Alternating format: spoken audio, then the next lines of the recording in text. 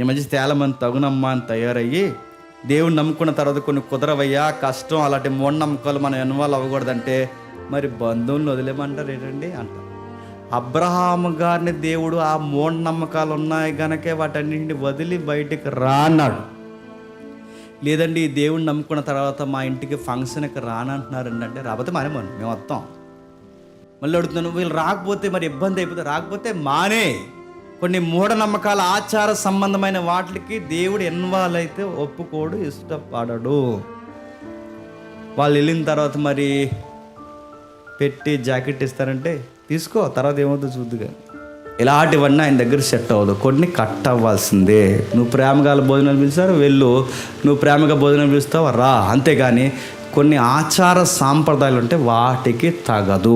మరి ఇలాగైతే కష్టం అవుద్దంటే అవుద్ది. నా నామం నిమిత్తం మీకు అనేక హింసలు బాధలు కలుగుతాయి. నన్ను నమ్ముకున్న తర్వాత నీ ఇంటి వారే నీకు, నీ బంధువులే నీకు ఏమవుతారు చెప్పండి, వ్యతిరేకం అవుతారు.